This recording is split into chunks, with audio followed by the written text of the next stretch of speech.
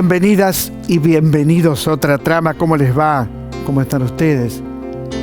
Uno podría decir que va a parecer que es un programa de humor, pero no es un programa de humor. Digo por lo que voy a decir ahora. ¿Qué voy a decir? Voy a decir que yo, que no entiendo nada de fútbol, hoy voy a hacer un programa de fútbol, sobre fútbol. Ahora bien, un argentino siempre algo entiende de fútbol. Un argentino tiene el ADN del fútbol.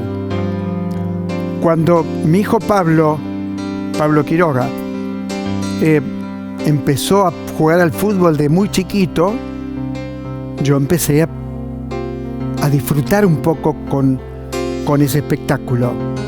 Y es más, lo llevábamos y lo llevaba yo a la cancha de Boca, a Pablo. Por supuesto que ahí hay un vínculo amoroso, padre-hijo, es un vínculo de amor. Y lo primero era que él viera que yo podía ser cómplice de él. Pero después me empezó a atrapar, sigo sin entender.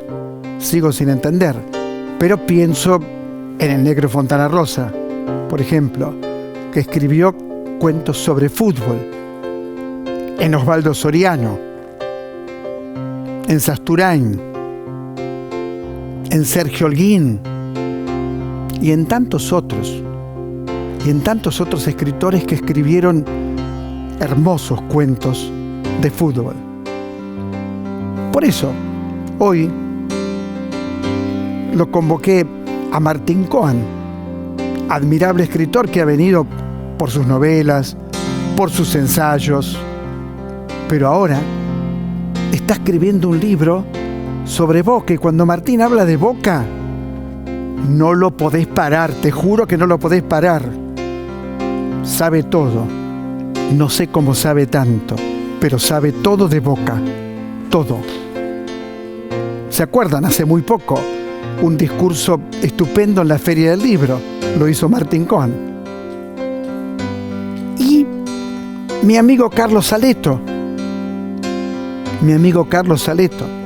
y vamos a ver hoy el gol de Maradona a los ingleses, el famoso gol de Maradona donde atraviesa toda la cancha y mete un gol.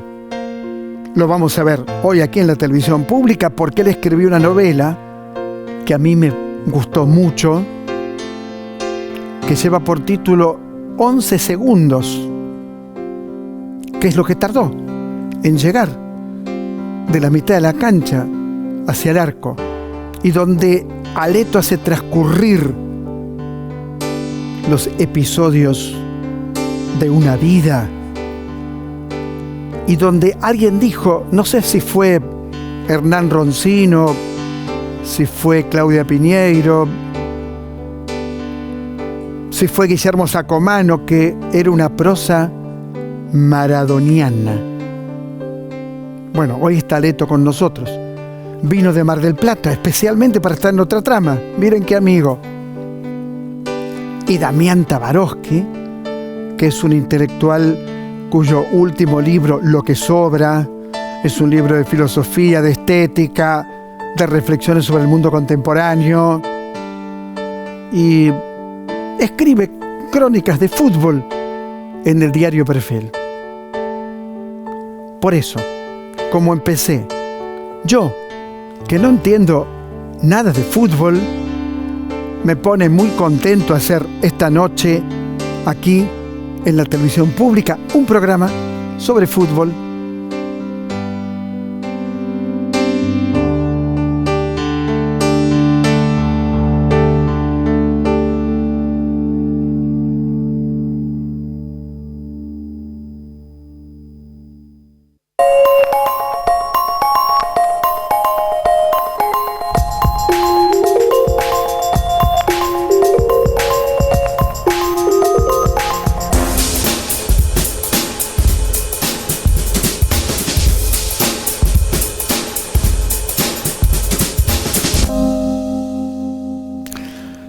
No le voy a preguntar a Martín ni por Confesión, su última novela, ni por Ciencias Naturales, ni por nada de lo que escribió. Vos lo conocés, hablamos recién de su brillante presentación en la Feria del Libro, del discurso inaugural. Pero sí por Boca. ¿Cómo le va, maestro? ¿Qué tal? ¿Cómo estás? ¿Cómo anda Boca? Boca muy bien, porque cuando Boca no anda bien, el piso que tenemos es tan alto que si esa es nuestra crisis, si nuestra crisis consiste en eso, si andar mal consiste en esto que nos pasa, este año no están saliendo las cosas tan bien, qué gran equipo somos que nuestro piso es este. Tocamos fondo y estamos en la mitad de la tabla, ese es nuestro fondo.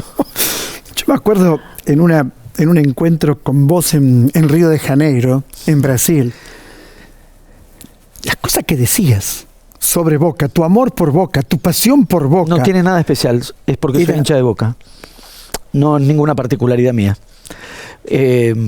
Digo lo que diría cualquier hincha de Boca. Soy un hincha de Boca normal, común. ¿Pero estudiaste mucho? No, soy hincha de Boca. ¿Pero estudiaste Boca? No hace falta. Los hinchas de Boca tenemos esa relación con Boca. En general, los hinchas de fútbol saben y siguen a sus equipos, pero nada de lo que te pueda parecer exagerado es exagerado. Es que soy hincha de Boca.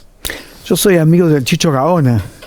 Claro. Jugador de fútbol. Sí, jugó en Boca, lo pasa vino lesionado y no tuvo continuidad. ¿No había jugado en Español? Creo que sí. Y estás escribiendo un libro sobre Boca. Lo escribí, ya está entregado. Está entregado, título del libro. Desde la Boca. ¿Y qué cuenta el libro? El libro cuenta historias de hinchas de Boca y trata de desplegar una reflexión, un poco lo que insinuábamos recién. ¿En qué consiste ser hincha de Boca? ¿En qué consiste? Bueno, hay que leer el libro. De todas maneras, adelantando algo. Después lo leen. Porque hay características, digamos, de cualquier hincha vehemente, cualquier hincha de fútbol, de cualquier equipo, tiene ciertas características de intensidad y de desborde, pero la premisa, claro, es que ser hincha de Boca no es exactamente igual que ser hinchas de otros equipos, y en gran medida tiene que ver con el imaginario que supone Boca. Cualquier hincha de cualquier equipo te va a hablar con fervor de su equipo, pero los grados del fervor y las escalas del fervor no son iguales. No son iguales. Hay algo que se juega en Boca, en la historia que Boca tiene, en el imaginario que activa, por la historia del barrio, por las condiciones del barrio en el que nació y en el que se encuentra, el barrio del que nunca se fue. Hay algo entre el barrio, el club, el carácter popular que tiene Boca, hay algo que se genera ahí y que hace una idiosincrasia de los hinchas de Boca muy particular, y que en todo caso, si hay hinchas de otros equipos, que puede haberlos, que tengan alguna de esas características, eso significará que en esos aspectos se parecen a un hincha de Boca. Yo creo, por supuesto lo que digo siempre va a estar mal, pero quizás no, que el mejor momento fue la época de Bianchi, ¿o estoy loco? Fue uno de los grandes momentos. Fue uno de los grandes momentos. Bueno, Boca salió campeón del mundo en el año 78 con Lorenzo, eso no se puede minimizar. Con Bianchi hay 2 títulos del mundo, que bueno, claro, no hace falta comparar ni extractar una. Hay una cierta tendencia a veces, pero me parece una forma un recurso de deformación, decir esta época como si no fuese parte de una historia plagada de momentos extraordinarios. Por lo pronto, si nos remitimos a Copa Libertadores, Copa del Mundo, con Lorenzo Boca gana 2 torneos locales, 2 Copas de Libertadores de América y una Copa del Mundo. Sería injusto omitir eso. Impresionante. Y eso lo sabes porque lo leíste, porque la edad no te da. Porque soy hincha de Boca. Todos los hinchas pero de Boca no te da la edad. ¿Desde qué año sos hincha de Boca? Yo nací en el año 67 y me hice hincha de Boca a los 4, 5, 6 años. Pero sabés de antes del 67. Historia, claro, porque uno sabe, porque uno estudiaste. Lees, no sé si de estudiar, si vos pones el verbo estudiar le estás dando un carácter de aplicación y casi de deber, en el sentido, bueno, vamos a ponernos a estudiar. No, nunca me puse a estudiar. Me interesa, soy hincha de Boca y me interesa saber qué significa eso. Y al igual que con muchas identidades, o todas las que uno pueda llegar a integrar o adoptar, solo que esta es especialmente intensa, querés saber de qué está hecha la historia de esa identidad que asumís. Entonces yo empiezo a ver fútbol en la época del Boca de Lorenzo. Gatti, Pernía, Sama, Uso Tarantini, Benítez, Unía, Sanabria, Mastrangelo, Beglio, Feldman. No puede ser. Está Damián Tabarowski acá, preguntarle a Damián también lo sabe. Repetilo. Los hinchas de Boca lo sabemos. Lo sabemos. Es una formación. La del Toto Lorenzo. Gatti, Pernía, Sá, Mouso, Tarantini, Benítez, Uñez, Sanabria, Mastrangelo, Beglio, Feldman, 76-77, después en el 78 viene Salinas y Bordón, viene de Chacarita, sube a primera Perotti, porque se va Feldman a jugar al Valencia de España. ¿Vos por qué no sabés? Cualquier hincha de Boca lo sabe, cualquier hincha de Boca lo sabe, y después empezás, claro, a recuperar la historia en la cual te inscribís. Uno cuando asume algo, como se asume cualquier identidad, cualquier condición, cualquier imaginario, lo asumís con su historia. Entonces, claro, aprendés, yo no vi el penal de Roma de Lem, pero sé que ocurrió, sé lo que significó, y así con cada uno. No vi jugar a Rojitas, pero sé quién era. ¿Cómo fue ese penal? Es un penal del año 62, diciembre del año 62, patea de Lem para River. Si convertía, River lo pasaba a Boca y era la definición del campeonato.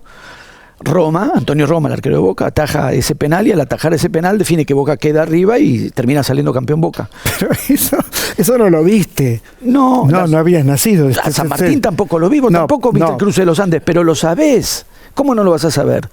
Lo sabés. Cuando decís, bueno, soy argentino, vas a la escuela, claro, no hay una escuela de Boca, pero hay un momento en que vos decís, soy de Boca, ¿qué pasó en esta cancha? ¿Qué pasó con esta camiseta?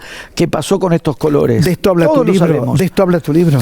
El libro pone el foco sobre todo, porque esto traes a un hincha de Racing y le preguntás por el gol del Chango Cárdenas, que creo que alguno de los fotogramas eléctricos que pasan en la presentación es el gol del Chango Cárdenas de Racing, porque uno también sabe de otros equipos.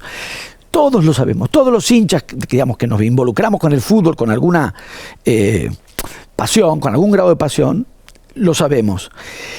Mi premisa es que el desborde de pasión de los hinchas, cuando se trata de Boca, eso define como una escala media. Casi te diría, tiendo a pensar, el fanático de Boca no existe. Porque el fanático, cuando se trata de Boca, es el hincha medio. No hay exceso. Y en el libro el trabajo tiene que ver con la historia de Boca y la manera en que Boca, por su historia en gran medida, y la relación con el barrio, de alguna medida Boca mismo altera escalas. Por eso el salirse de escala, el pasarse de rosca, tratándose de Boca, no es exactamente pasarse de rosca, es la condición de Boca que logra preservar las características propias de la inscripción de barrio con una escala de nivel internacional.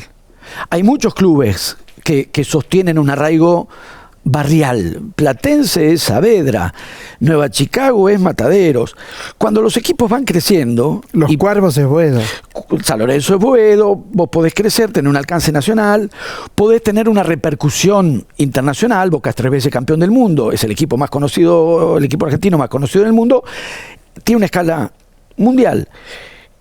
En una progresión convencional, a medida en que vas despegando, representás, abarcás toda la ciudad, desbordás la ciudad, tenés hinchas en todo el país, desbordás el país, conquistás América, desbordás América, sos conocido en todo el mundo, el sustrato barrial empieza a diluirse, va quedando una escala menor. Boca conserva todas las características de un arraigo barrial de ese barrio, del barrio de la Boca, del barrio de la lucha, del trabajo, del esfuerzo, del barrio popular, combina la preservación de la intensidad del arraigo de un barrio y de un barrio popular con la escala mundial. No necesitó pasar de una dimensión a otra, las atravesó todas. Entonces rompe las escalas. Entonces en Boca nada es excesivo, nada es demasiado, nada está desbordado. Nada es fanatismo, es la media de nuestra condición de hinchas. ¿Por qué somos bosteros? Porque somos feos, sucios, negros y malos. Por eso. Sí, un poquito sí. ¿Quién nos dicen, ¿no? Sí, ¿quién nos bautizó como bosteros? Yo soy de Boca. Sí, somos bosteros. Es interesante ahí.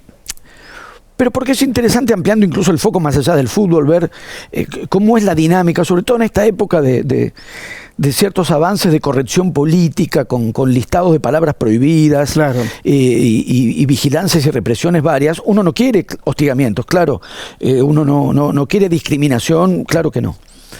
Al mismo tiempo, cuando empezás a rastrear ciertas dinámicas, lo que encontrás como más, por un lado, más eficaz, por otro lado, más interesante desde el punto de vista cultural e ideológico, por fuera del fútbol, pero en el fútbol también se ve, es más que un listado de corrección política para que haya términos prohibidos y sanciones, la manera en que el receptor del agravio lo toma, lo asume, lo resignifica y lo da vuelta como una reivindicación. Pero por supuesto, hay un grupo de poetas, que está Diana Vélez, entre otras, que se llama yeguas. Sí, es el agravio lo convierte en un orgullo. Soy una yegua, que tanto, mira, y me la banco. Es exactamente eso. En lugar de decir, acá hay un agravio, discriminación, me animalizan, que claro que en la intención está eso. Mucho más, insisto, no solo más interesante, más complejo, también más eficaz. Que decir, no, voy a denunciar que aquí hay una animalización agraviante y discriminatoria. Tomás el término, le das vuelta a la carga valorativa y lo que proviene, lo que se te dirige como ataque, lo convertís en reivindicación. Eso, pusiste un ejemplo político, pusiste un ejemplo, digamos, político, ideológico. En el fútbol se ve muy claramente, porque efectivamente Gallina es una impugnación, Bostero es una impugnación, lo das vuelta y lo convertís. Después hay que ver caso por caso. ¿Qué pasó en el último partido de Boca River? ¿Qué pasó? ¿Por qué? No, digo, ¿qué pasó? Inventaron nada fuera de lo normal. Un penal. Inventan un penal y te sacan el partido. Cosas habituales. Suele ser así. ¿Y el VAR para qué está? ¿Pintado? Para beneficiar al que haya que beneficiar, como fue toda la vida. No hay que llorar. Listo, hacen eso. Hay que aprender a ganarles con eso también. De hecho, le ganamos más veces de las que nos ganaron. Por lo tanto, nos las arreglamos con eso. Le ganamos más veces. Claro. Boca tiene a lo largo del tiempo. Claro, el historial de uno y otro. Vamos a hacer un pequeño homenaje a Carlos Aleto, que es tan amable que va a estar ahora acá. Aleto, sí. El único equipo que tiene ventaja histórica sobre Boca en la historia es San Lorenzo. El resto, ninguno. ¿El único? Sí, igual cuando te saque ese tema a colación, vos mencionás las Libertadores. Ya con eso lo contrarrestás. Ya lo contrarresto con eso. Pero sí, claro, Boca tiene más partidos ganados que River, así que ganaron uno. A veces para ellos es tan importante ganarnos que a veces hacen efemérides del día que nos ganaron, se hacen camisetas del día que nos ganaron. Los memes. Sí, bueno, claro, imagínate ganarle a Boca, es muy, muy importante. ¿Tenés amigos de River? Tengo uno. ¿Y? Trato de evitar el tema. Un día sacó el tema. Y yo le sugerí que habláramos de otro tema y él insistió, así que me levanté y me fui. El detalle era que estábamos en mi casa, así que no tenía muy claro hacia dónde me iba, porque era en mi casa. Ahí sí tengo una cierta amistad, te conozco hace mucho. ¿Por qué tanto? Digo, es una pregunta que hago. ¿Por qué tanto? De levantarte e irte. ¿Por qué? Yo me levanto y me voy si alguien habla bien de Videla. No, bueno.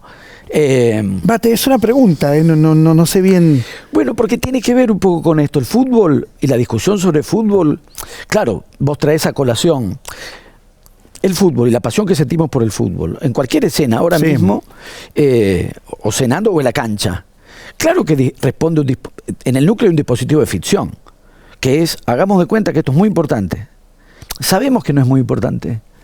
Oh, para tu vida, sí. No, ¿por qué? No, para mi vida lo importante es que mi hijo esté bien. Ya lo sé. Bueno. Pero te pones contento cuando gana Boca y por ahí te bajoneas cuando pierde, no sé. Sí, claro. Por eso. Pero porque la base es este dispositivo. Claro. Vamos a vivir esto como si fuera muy importante, pero muy importante.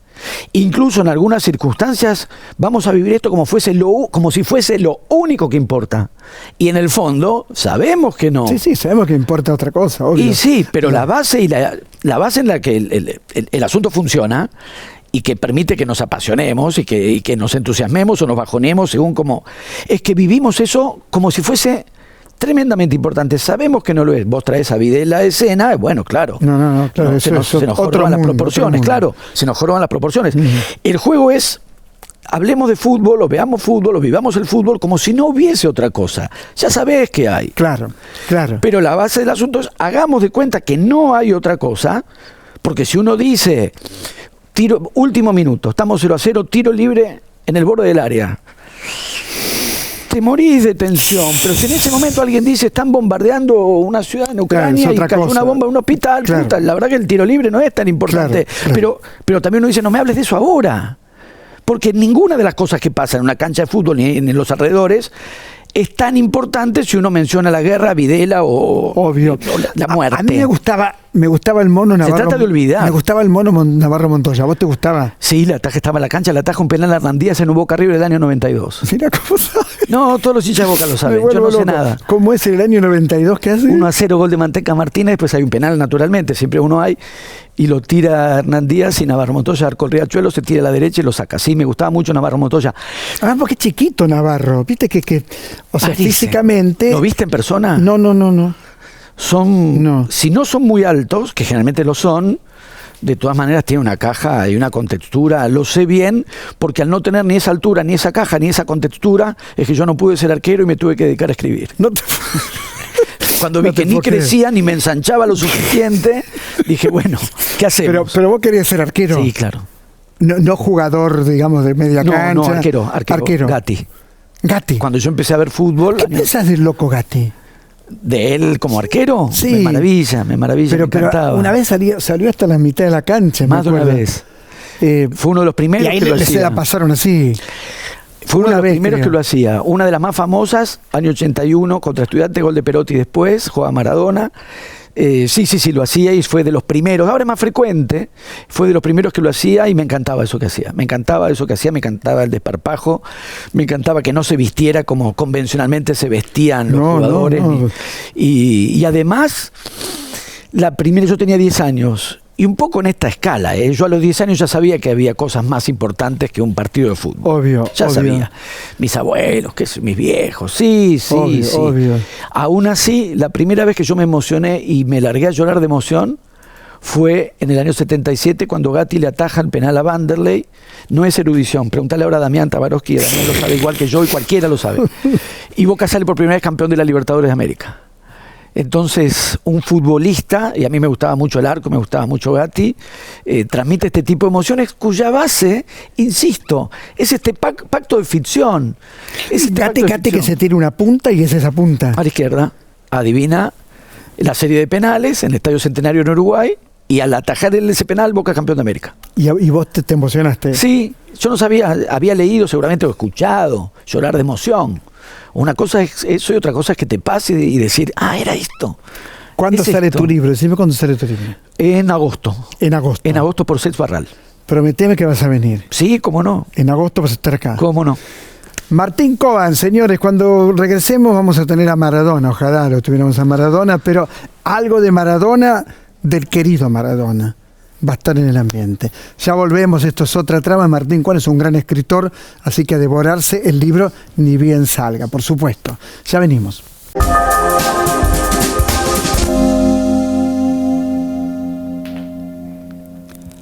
La novela de Carlos Aleto, decía hoy, tiene una prosa maradoniana.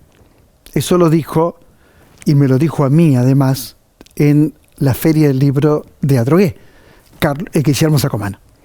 Carlos Aleto es el autor de 11 segundos, novela donde es central lo que vas a ver ahora, que lo hemos visto miles de veces, pero el 22 de junio, hace unos pocos días, se cumplieron años de ese gol maravilloso, que es muy importante no solo por la obra maestra, la obra de arte que hace Diego Armando Maradona, es importante también por lo que significa el rival, nada menos que los ingleses,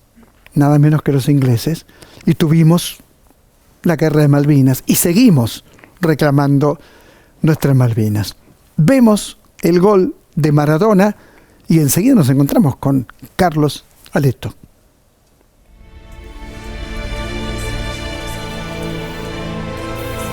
Ahí lo tiene Maradona, lo marcan dos, pisa la pelota Maradona, arranca por la derecha el genio del fútbol mundial, y es el tercero a tocar para Borruchaga, siempre Maradona, genio,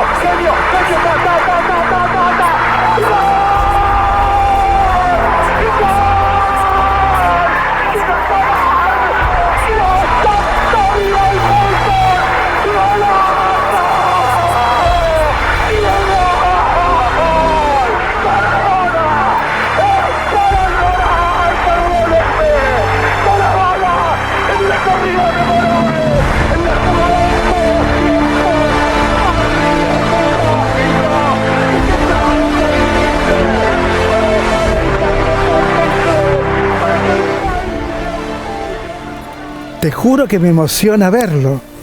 Impresionante, Carlos. Sí, bueno, yo lo vuelvo a ver y me vuelvo a emocionar. Y eso que para la novela lo vi muchísimas veces. Vi las fotos, estudié cada uno de los segmentos de los pasos en cámara detenida, porque justamente la novela está anclada en esos 11 segundos. Esos dos pibes mirando el partido en televisión en un barrio periférico de Mar del Plata. Y bueno, la emoción que vivieron esos dos pibes en ese momento y la épica que transmite este gol, ¿no? Yo recuerdo que Lugones, allá por 1910, buscaba cuál era la épica argentina, ¿no? Por eso en el libro El Payador, después de varias conferencias, la encuentra en el Martín Fierro, en El Marginado.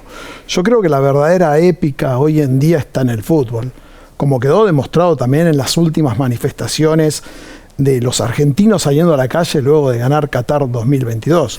Así que para mí el fútbol y este momento, como Cinedo, que como, digamos, momento que representa el todo, es la épica actual. Ahora, qué novela que escribiste, ¿no? Cómo a partir de ese gol contás tantas historias que quiero repasar algunas, ¿no? Pero digo, ¿cómo surgió esta idea? Porque es una idea absolutamente inédita. Mira, mi idea antes de la muerte de Maradona era contar la historia de una persona que se parece muchísimo a mí, de notas que yo tenía sobre mi vida, y de un amigo, que es Daniel Durante, que es el coprotagonista, que quería ser futbolista y quería ser millonario. Y le había prometido al gordo Asleto en este caso, le había prometido que si alguna vez triunfaba en el fútbol lo iba a ir a buscar para sacarlo también de la pobreza. Y que si no le iba bien con eso, iba a ser tener una concesionaria de auto. Esa es la promesa de ese momento. Esa promesa que también se revive frente a esos 11 segundos, ¿no? Por otro lado, el gordo también quería ser futbolista, pero era un 9 muy rústico, muy malo. Y así como decía Martín Coan, que no le dio para ser arquero, a mí no me dio para ser futbolista, ni al personaje le da para ser futbolista. Entonces también decide ser escritor, ¿no? Primero lo dice, sin haber escrito nada, dice que es escritor. Es un caradura, un pibe que le dice a una chica que es escritor, que es muy chiquito todavía. Y después, para poder demostrarlo, empieza a escribir y se empieza a entusiasmar con la literatura, y la literatura lo empieza a sacar de alguna forma de ese margen, ¿no? Yo me devoré la novela y era un muchacho pobre, el gordo Aleto. Muchacho pobre, laburó de albañil. Yo le cuento la novela a él, ¿no? Laburó de albañil, laburaba en lo que podía, pobre, ¿no? Sí, sí. Se colaba para ir a bailar, tenía que colarse porque, viste, no había guita para la... Sí. Y aparece en esa novela, vinculado siempre al gol de Maradona, bueno, los primeros escarceos amorosos, las primeras decepciones amorosas. Exactamente. A mí me conmovió, pero de verdad me conmovió, la historia de María Laura. Y la historia de María Laura en la trama es fundamental, incluso está dividida en 3 partes. Los Durante, que es donde se ve la familia, donde se ve el partido, que hay que ver cuánto de eso se ve en la realidad, cuánto en la vigilia, cuánto en la fantasía, cuánto en los sueños, ¿no?, de ese partido. Ya te digo, está dividida en esos 3. Sí, el comienzo de cada capítulo. Exactamente. Y Los Crepúsculos de María Laura es el capítulo central y termina con la Maradoneida. Le doy un capítulo central a eso porque es lo que al gordo, al protagonista, le va a hacer perder 1 año de su vida, 2 años de su vida, 3, porque queda totalmente hecho pelota, haciendo un poco relación con esto del fútbol, ¿no? Es como que es el primer amor. Es el primer amor que él siente, un amor de verano que se va transformando en algo, en él como una especie de... un amor. Es decir, cómo explicar el amor, es como explicar la pasión por el fútbol. Hay, ¿no? algo muy duro en la historia, estamos hablando de la novela 11 segundos, hay algo muy duro en la historia para mí, que es el desprecio de la familia por el Aleto, ¿no? El Aleto es el personaje. Sí. El desprecio, me acuerdo de una frase que dice, ella es una Tesei de apellido. Tesei de apellido, sí. Ella es una Tesei, ¿no? Sí. Eso me golpea más que una ruptura amorosa, ¿no? Sí, hay una escena de la madre de ella, cuando él va para ver si hay alguna posibilidad, es decir, sin conocer demasiado los códigos de los amantes, ¿no? Que cuando una mujer te dice que no es no. Ya hoy no queda duda de eso, pero hay ahí como un retorno a ver algunas cosas y lo atiende la madre. Y la madre le devuelve, es decir, diciéndole que este 6 le devuelve las cartas que él había escrito a ella y le dice, si querés ser terrible, escritor, porque rompió toda la intimidad. Sí, no tengas dice, faltas de ortografía. no tengas faltas de ortografía, le dice. ¿Viste cómo leí hasta la última? Sí, ya sé que la leíste porque... Mirá la tapa sí. es muy buena. En la tapa está el gol, hay una parte Sí, del gol, ¿no es es cierto? el último momento en la del tapa gol. de 11 segundos. Ella le devuelve y es terrible y le dice que es un T6. Y él después empieza a investigar su familia y se da cuenta de que él es descendiente de Carlomagno. Claro. ¿No? Es decir, el personaje que realmente me pasó también a mí, ¿no? Es decir, uno con la vuelta a la vida empieza a armar los árboles genealógicos. Yo creo que todos descendemos de Carlomagno y de otros. Pero es claro, entonces dice, bueno, esta mujer que dice que desciende de un famoso y de otra, y se lo tira en la cara ¿cómo vos vas a estar con mi hija que es una descendiente de un T6? Bueno, y también está el físico, ¿no es cierto? El infarto. Sí. Hay un infarto en la novela. Muy bien contado, muy bien narrado, ¿no? Toda esa angustia. Mira, que te metan cosas en el cuerpo. Sí, el 22 de junio, el mismo día del gol de Maradona, pero 31 años después, el personaje se infarta. Coincide que el autor del libro, es decir, yo también me infarté ese día. Ese día jugando un partido de papi fútbol. Te infartaste el día del gol de Maradona. Es decir, mirá cómo está atravesada la vida de impresionante. Maradona desde niño hasta ahora. Ese mismo día me infarté. No solo me infarté, me morí. ¿Cómo te moriste? Estuve muerto, me tuvieron que resucitar. Me desperté con el olor a hamburguesa quemada, que eran las 2 paletas en el pecho. En la tetilla, contás vos. Exactamente. Te la quemaron. Se quemó abajo, sí. Y a partir de esa experiencia, justamente acá, lo cuento como si fuese la chanson de Roland. Digamos, hay todo, este relato está todo atravesado con un hipertexto, es decir, con otro texto, porque el personaje delira con la morfina que le dan, con la operación que va a hacer, y es esto lo que vos ves ahí, ¿no? Porque está contado de esta forma. En todo ese delirio, él también se encuentra en el medio de la chanson de Roland, donde el personaje, por supuesto, es Carlomagno, ¿no? Lo que me impacta, porque vos lo decís, pues yo nunca pregunto nada personal, lo que me impacta es que hayas tenido un infarto el mismo día del gol. Sí, eso, bueno, fue coincidencia. No fue coincidencia, habría que pensar. Habría que pensar si alguna... Habría que pensar qué pasó. Maradona a mí me atravesó la vida. ¿Te atravesó la vida? Desde siempre. Recuerdo de muy chiquito, y está contado en la novela, en la casa de mi abuelo, un sábado frente al televisor, yo me quedé impactado con un nenito que mantenía la pelota en el aire. Yo no sabía quién era ese nenito, ni sabía cuál era el programa, porque lo miraban mis abuelos. Después, con el tiempo, descubrí que ese programa se llamaba Sábados Circulares y el nenito era Maradona. Pero yo lo recordaba, de Mancera, de Pipo Mancera. Yo recordaba ese día y me quedé esperándolo al sábado siguiente, que no estuvo ese nene. Pero me quedé esperando ese nene que mantenía la pelota en el aire de una forma mágica. Y después, bueno, viví todas las angustias y las alegrías de Maradona a través de toda su vida, y el día que murió Diego, fue tan grande la angustia que tuve, que yo dije, bueno, esta novela que pensaba tiene que estar atravesada por Diego, y atravesada por esos 11 segundos de esa épica, ¿no? Que fueron esos 11 segundos en la que Diego, nuestro representante, ese pibe que había salido como nosotros del barrio, había cruzado en realidad son 10,56, ¿no? Como en el cuento de Hernán, bueno, Cassiani. 10,56 segundos. Pero, bueno, en esos 11 segundos cuenta toda la épica, hace toda la épica que está en la novela, ¿no? De toda una vida también. Hablabas del día que murió, ¿no? Él se había amagado varias veces, yo me acuerdo, yo estaba en el Uruguay y de pronto en la avenida Roosevelt había un sanatorio en Punta del Este, y se llenó de reporteros gráficos de todo el mundo. Exactamente. Después recuerdo Santa Fe y Pueyrredón. También. Swiss Medical, no sé cuál está ahí. también. Sí. Reporteros gráficos, reporteros de distintos tipos de todo el mundo. Sí.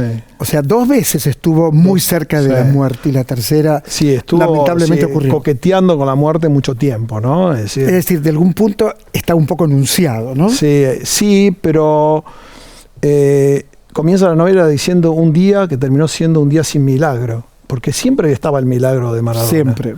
Digamos, siempre Maradona era el hombre de los milagros. Por eso uno siempre esperaba ese renacer permanente. La muerte de Maradona está contada en la novela, no voy a decir demasiado, pero en paralelismo con la historia de un pájaro llamado Orfeo, de un canario. Claro. Porque me dolió tanto contar esa historia. El canario se muere. Exactamente, y amaga varias veces morirse y nunca se muere. Y es muy, muy relacionado con la familia del protagonista.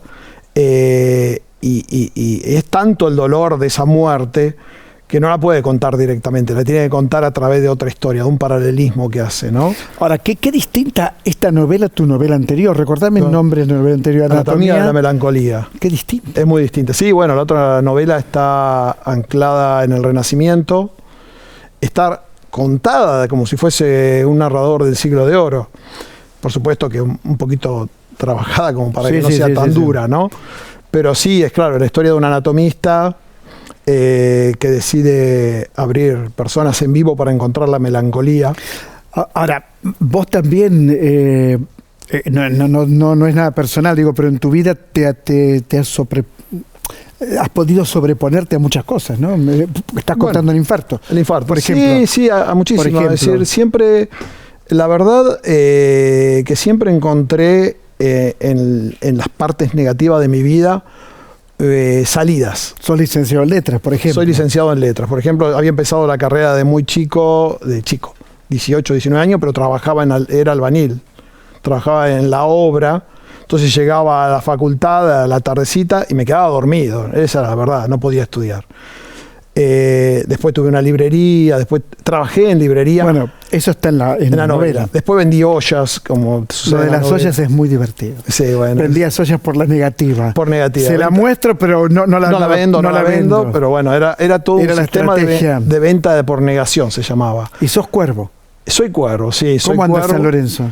San Lorenzo este año estamos bastante bien. La verdad que dentro de lo que venía jugando, además como dijo Martín, somos los padres de los bosteros. Es decir que... Menos mal que se fue, pobre Martín. Sí, Martín, perdonalo, Martín Coan, por favor. No, pero lo dijo él, si no me hubiera atrevido a decirlo. Sí. Y bueno, San Lorenzo también es un equipo que nos da alegría y que siempre... Todo lo que dijo sobre Boca Martín es sobre San Lorenzo también. También es sobre San Lorenzo también. Me decía, cualquier hincha va a pensar lo mismo y bueno, es eso el fanatismo. Carlos, querido, muchas gracias. Y te digo a vos que estás mirando televisión, lee la novela de Carlos Aleto. Haceme caso. Esto de prosa maradoniana yo creo que pegó en el poste, no sabría explicarlo, quizás es todo lo que estamos contando, pero lee 11 segundos. Una entrevista es una entrevista, pasa rápido. La lectura no. La lectura te atrapa, te permite pensar, te permite imaginar, te permite encontrarte con cosas propias, la lectura. Acordate, Carlos Aleto, 11 segundos. Ya venimos, esto es Otra Trama.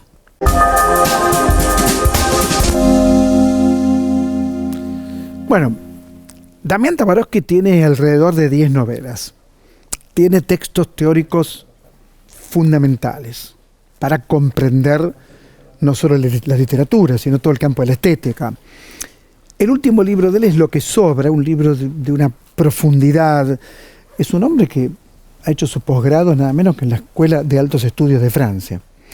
Hace poco, en el diario Perfil, que empecé a comprarlo, vamos a hablar claro, empecé a comprarlo. No es un chivo, ya saben que no tengo chivo, empecé a comprarlo. Y de pronto veo Damián Tabarovsky escribiendo sobre fútbol. Digo, no, debe ser otro. No es otro. No es otro. No, con ese nombre no hay dos, creo. No, con mi apellido. No es otro. No soy yo. Contame. Bueno, contame. Es una pregunta que me da mucho pudor. Creo que va a ser la primera vez que cuento algo en público en relación al fútbol. Porque a mí me gusta mucho el fútbol de toda la vida. Sigo el fútbol, veo fútbol. Mi hijo le gusta mucho el fútbol, vamos a ver fútbol juntos. pero siempre lo tomé como una especie de vicio privado. Como quien comete algún acto malo que no se puede contar en público. ¿Por qué hay en el fútbol también un componente fascista? De la enajenación, de la exacerbación, de lo que se llama pasión, pero del racismo, de la xenofobia.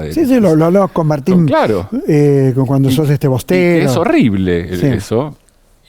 Y por otro lado, cuando yo era joven y tenía 16, 17, 18 años, los escritores que hablaban sobre fútbol, como Osvaldo Soriano, Galeano, Fontana Rosa, con los que yo nací discutiendo con ellos, porque es un tipo de literatura muy antiintelectual, muy populista, que yo, no sé, cuando escribí un libro hace muchísimos años, literatura de izquierda, discutía un poco con ellos.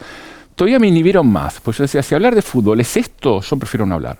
Entonces me quedé en silencio 25 años, escuchando a alguna gente que son como maestros, como Martín, que estuvo hace un rato acá, Martín Cuán, o Juan Becerra, que son tipos ya de otra generación, de la mía, más jóvenes que estos que yo mencionaba recién, que podían hablar de fútbol sin ese antiintelectualismo y sin ese populismo que a mí no me gustaba en esos escritores. No obstante, yo quedé completamente en silencio. No hay en mis novelas ni en ensayos, no hay una sola reflexión y la mayoría de la gente no sabe que a mí me gusta el fútbol, porque es como tenés un vicio. Imagínate que vos en tu casa te gusta hacer algo que, no sé, que no está bien, no lo contás en público. Entonces ocurrió un poco por azar. Yo en Perfil escribo hace 15 años una columna todos los domingos sobre cultura, que es mi tema, que fue el Mundial en Qatar. Entonces, y yo los conocía un poco a los del suplemento cultural de Perfil, por trabajar tantos años en ese diario, y buscaban a alguien que escribiera, porque Qatar tenía mucha cosa como geopolítica, se jugaban estos temas, las mujeres iban a ir a la cancha o no iban a ir a la cancha. Bueno, un montón de temas más como sociológicos o culturales, y me dijeron, ¿no querés escribir una columna mientras Argentina dure? Como Argentina llegó a la final. Llegó a la final. Claro, mis columnas terminaron siendo 4, pero podía haber sido una sola. Claro. Y después de eso me ofrecieron escribir los sábados, porque yo ya escribía los domingos sobre cultura, con esa mirada un poco más general, más de escritor, más intelectual, si se quiere, sin ser nada intelectualoso. No creo que sea bueno reflexionar desde... Como alguien que sabe de fútbol, yo ahí puedo expresar que se nota que sé de fútbol, creo, no sé. Sí, está muy bien. Pero me parece que muy bien sigo al fútbol, no sé, soy un poco pretencioso, sé de fútbol, pero bueno, creo que todos los argentinos, o muchos, la mayoría decimos que sabemos de fútbol, pero no hay una cita de autoridad, decir, como dijo Roland Barthes, no sé qué cosa de fútbol, sino que hablo de fútbol, pero mezclando cómo aparecen problemas que en el fútbol se expresan, un poco como decía Carlos, como sinécdoque, porque en el fútbol uno ve el funcionamiento del capitalismo contemporáneo, ve los sponsors, ve las marcas, ve los criterios de éxito y los de fracaso. Entonces, intentando todos los sábados dar vueltas, siguiendo la actualidad, que es algo que yo no tampoco tenía ese hábito. Si pasa algo importante el jueves, yo el viernes tengo que escribir para que salga el sábado algo que tenga que ver con lo que pasó el jueves, pero reflexionando. Y así voy durando, van 2 meses. No te puedo decir si me queda una semana más o 15 años como la sección cultural, que es mi lugar, que es como mi casa. Entonces, bueno, eso es. Ahora, cuando yo leo las notas, están muy bien hechas. Tienen algo que no tienen otras notas de gente que supuestamente se dedica únicamente a analizar partidos. ¿Cuál es ese plus? Bueno, es lo que yo casi no hago, porque primero que ahí sí hay un saber que yo no tengo tan estricto como para ser, como si uno fuera crítico literario, crítico de fútbol. Yo no voy todos los domingos a la cancha, no soy periodista deportivo. Los periodistas deportivos, los que yo traté, tienen una especie de autoestima que te dicen quién fue el juez de línea en el partido del Mundial 78, del partido de Polonia contra Rusia, y lo saben. Bueno, y se les juega cosas ahí. Yo no tengo eso. Entonces veo cosas más, como un poco más generales. Por ejemplo, ahora va a ser la despedida de Riquelme, que es una fiesta de despedida, pero Riquelme es un candidato. O sea, Riquelme es el vicepresidente de Boca que logró desbancar 25 años de macrismo. Entonces, si uno ve o escucha, así como hay en política nacional canales enteros y medios enteros contra Cristina Kirchner, esos mismos canales y medios están contra Riquelme, porque Riquelme vendría a haber hecho lo mismo que le ganó al macrismo, y hay elecciones en Boca a fin de año. Entonces yo escribo sobre eso, sobre esa perspectiva, que quizás el periodista deportivo tradicional no lo está haciendo, porque está más preocupado por saber si el número 8 jugó bien, si el 4 jugó mal. Claro, Macri sueña con volver a Boca. Hacer los mismos desastres que hizo en el país, los va a hacer en Boca, no entiendo. Claro, bueno, hay elecciones a fin de año y el macrismo es la oposición, ahora gobernó 25 años y Riquelme les ganó. Eso fue imperdonable para mucha gente. Entonces yo puedo tomar eso como foco en una columna que es la que sale la semana que viene. el periodismo deportivo está más ocupado en otras cuestiones, en si el referee se equivocó, si el gol fue justo, cómo juegan los equipos, las tácticas. Yo intento no entrar en eso, primero porque no sé tanto, y segundo porque me piden que tenga esta mirada un poco más general, y a mí me divierte, eso me parece más interesante para mí. Hasta que sienta que por ella no tengo más nada para decir. No sé si tengo tanto para decir. Pero siempre seguiste el fútbol. Cuando vivías en Francia también seguías el fútbol. Es más difícil ahí porque hace tantos años que no había internet. Claro. Entonces, pero lo seguía, sí. Siempre fui muy futbolero, muy hincha de Boca. Pero también me gusta el fútbol en general. O sea, hay un hincha de Boca mayoritario que tal vez sea Martín, como lo exprese él, que sigue a Boca. Y yo veo otras cosas también. Me gusta el fútbol internacional. Me gusta el fútbol, me parece un hermoso deporte. Lo jugué mal, como todos. Mi hijo lo juega mejor que yo. Claro. Y siempre sí futbolero. Pero nunca había escrito, no estaba en mi cabeza mis preocupaciones intelectuales. No está, y sigue sin estar en realidad. Se dio este azar y me parece interesante. Quizás esta misma entrevista tenemos dentro de 10 años y me decís, se cumplen 10 años que escribís continuamente una columna sobre fútbol, qué sé yo, o por ahí me falta una semana. Ahora, pensaba en este libro, para mí importante que se ha escrito Lo que sobra, ¿no? ¿Cómo ves el capitalismo ahí, no? Bueno, hablemos un poco de lo que sobra, porque te tengo acá, no te voy a perder. Bueno, lo que sobra, ya ahí pasamos a otro registro donde me siento menos pudoroso para hablar y más sólido. Bueno, lo que sobra, que es este librito de ensayo que salió hace unos meses, viene trabajando hay como vasos comunicantes de diálogo, pero también de chispazos entre mis ensayos y las novelas que fui escribiendo. Y ahí tomo dos cosas, ciertas utopías estéticas y políticas del siglo XX, básicamente de las vanguardias, se hacía con la intención de traer al centro eso que estaba afuera, que sobraba. Entonces el migitorio de Duchamp pasa al centro del arte. La mierda, habla Michel Leiris. Directamente lo que sobra es se hace obra con eso. En tu libro vos decís que el capitalismo hasta hace bella la mierda. Claro, eso lo dice Michel Leiris en el año 29. ¿En tu libro? Claro, las maderas o la basura, con eso se hacen collage. Pero también lo que sobra es el proletariado. Lo que está fuera, la teoría filosófica, la teoría política, el marxismo y otras grandes teorías de la izquierda, traía lo que estaba afuera, había que traerlo al centro. En esta fase de acumulación capitalista, que podríamos llamar neoliberal, lo que está fuera, y es lo que está de más y lo que sobra, y están de más, y además no tiene nombre. ¿Cómo llamamos a eso que está fuera? Históricamente se le encontraba el nombre, vanguardia, proletariado. Encontrar un nombre no es solamente una palabra, es una cadena de sentido que hace que las cosas fluyan y que el pensamiento se ordene y que se integren. Ahora, lo que está afuera, que son pobres, sí, pero tampoco son pobres, solamente pobres, son marginales, son planeros, son desdichados, son migrantes. ¿Qué es lo que está afuera?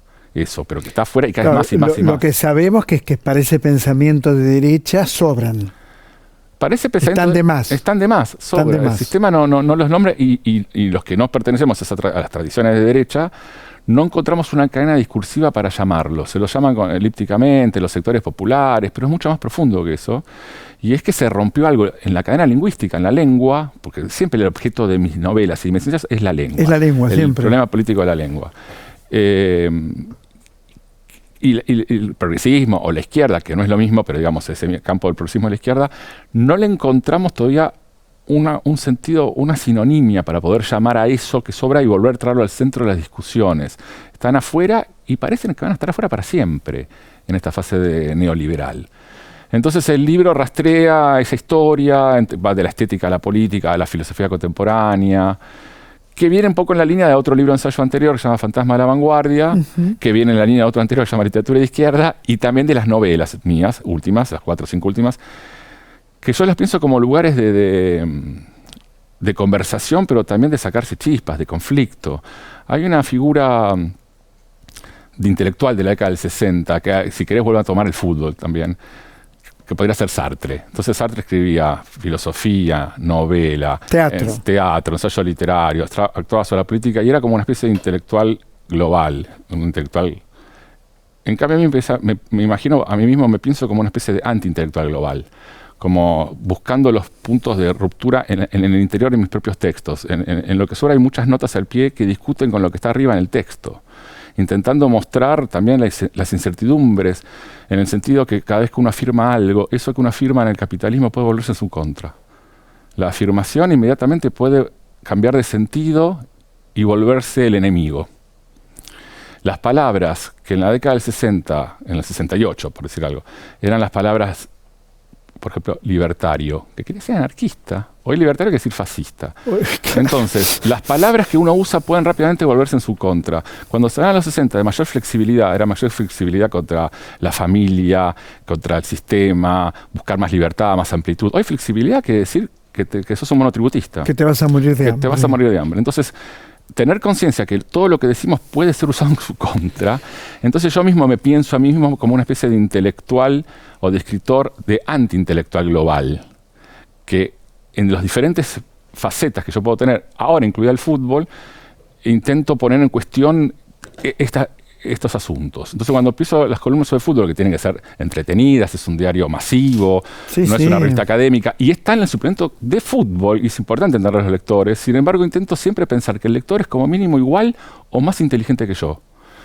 Que es lo que no pensaba Soriano y todos esos cuando escribían de fútbol, que siempre hay una trivialización, una banalización. Yo intento ponerme como a la altura de mi lector, que es una altura exigente y alta. Incluso cuando se habla de fútbol, nunca trivializarse, nunca banalizarse. El otro día yo leía en Clarín que ponían en cultura, en política, Firmenich, ex líder Montonero, todos lo sabemos. Si vos pensás que tu lector no sabe quién es Firmenich, claro. ¿Entendés? Bueno, yo no rebajarse nunca, claro. Incluso cuando uno habla de fútbol. Claro. Nunca. Es como decir Shakespeare, dramaturgo inglés. Claro, bueno, sí, nunca rebajarse. Y el fútbol tiene a veces esa... Cuando los intelectuales van al fútbol, quieren adoptar el tono del fútbol. Yo no. Me encanta el fútbol, pero adopto mi tono en el fútbol, en este caso. Y en otro caso será mi tono en la estética contemporánea. ¿Cómo la ves a Boquita? Boca, bueno... No tiene un gran año Boca. Quisiera tener el optimismo que tiene Martín. Y lo veo preocupado. Yo estoy preocupado en este sentido político para Boca, porque si Boca va mal, Ricardo puede perder las elecciones y vuelve el macrismo. Te podría hacer una analogía muy parecida con el gobierno nacional, lo que está pasando con Boca.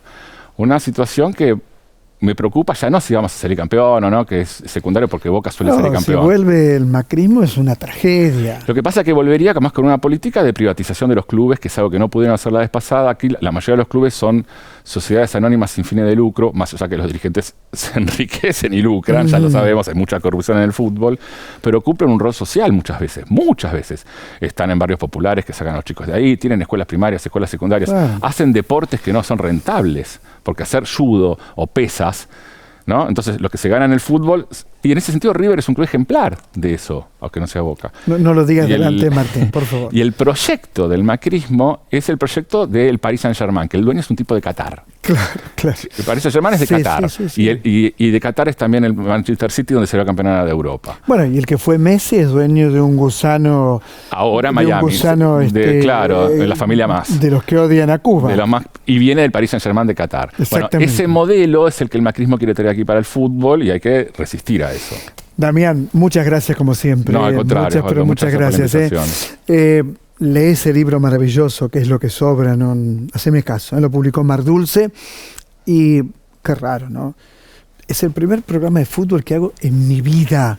Es rarísimo, ¿no? Pero me gustó mucho. La verdad que me gustó mucho. Ojalá que se repita y ojalá que yo aprenda un poco más, ¿no es cierto? Esto es Otra Trama, como siempre. Fuerte abrazo para todos. Nos reencontramos en 7 días en la televisión pública.